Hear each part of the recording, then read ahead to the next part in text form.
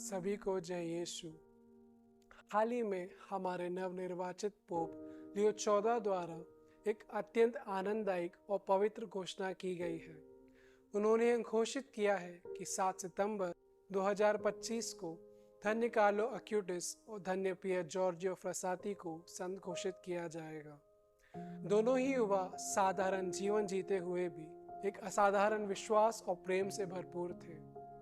आज के इस वीडियो में हम विशेष रूप से बात करेंगे धन्य कार्लो अक्यूटिस, जो जल्द ही पहले मिलेनियल संत और इंटरनेट के संरक्षण संत बनेंगे। कार्लो अक्यूटिस का जन्म 1991 में लंदन में हुआ और उनका पालन पोषण इटली में हुआ। वे बचपन से ही एक विशेष आत्मा थे। 4 वर्ष की उम्र में उन्होंने स्वप्न में अपनी दादी को देखा जो उनसे प्रार्थना मांग रही थी। 6 वर्ष की उम्र में वे चर्च की कक्षा में ज्ञान और भक्ति में सबसे आगे थे। 7 वर्ष की आयु में उन्होंने अपना प्रथम पवित्र परम प्रसाद स्वीकार किया।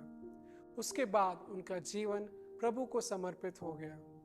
वे प्रतिदिन पवित्र मिसा में भाग लेते थे और मिसा से पहले और बाद में पवित्र घड़ी में भी भाग लेते थे।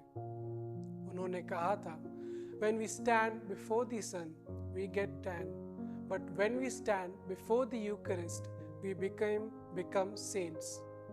जब हम सूरज के सामने खड़े होते हैं तो हमारा रंग बदलता है, लेकिन जब हम यूक्रिस्ट के सामने खड़े होते हैं तो हम संत बन जाते हैं। उनकी माँ, जो पहले केवल 3 बार मिसा गई थी, कार्लो के जन्म के बाद उनका विश्वास और भी गहरा हो गया और वे भी नियमित रूप से मिसा बलिदान में भाग लेने लगी।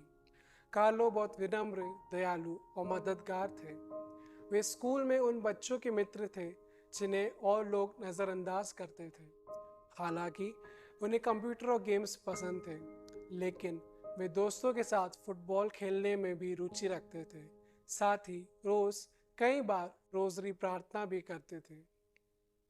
जब उनके पास अपनी पहली बचत आई तो उन्होंने उससे वीडियो गेम्स नहीं खरीदा, बल्कि गरीबों के लिए स्लीपिंग बैग्स खरीदे।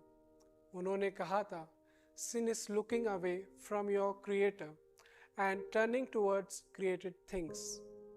पाप वही है जब हम अपने सृजनहार से नजरें हटा लेते हैं और बनाई गई चीज़ों पर ध्यान देते हैं। 11 साल की उम्र में कार्लो खुद से कोडिंग सीख गए थे।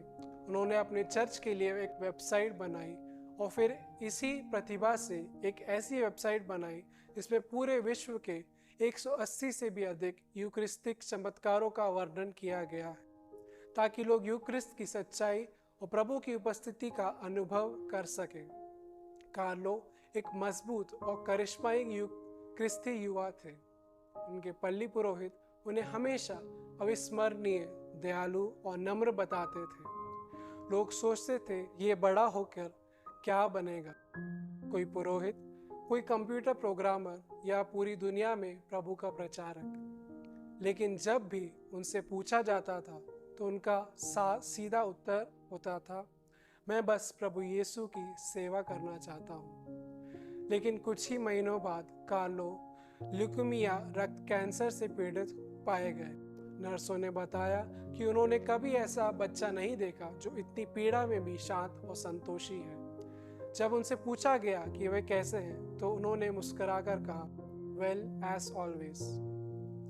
30 मिनट बाद वे कोमा में चले गए। इलाज चलता रहा, लेकिन 11 अक्टूबर 2006 को उन्हें ब्रेन डेड घोषित कर दिया गया और 12 अक्टूबर को उन्होंने इस धरती को अलविदा कह दिया। उनके अंतिम शब्द थे, I die happy as I didn't spend even a minute of my life in things which God doesn't love. मैं खुशी से मर रहा हूँ क्योंकि मैंने अपने जीवन का 1 मिनट ऐसी चीज़ों में नहीं बिताया जो प्रभु को पसंद नहीं। उनके अंतिम मिसा के बाद चर्च की घंटियाँ अपने आप बजने लगी।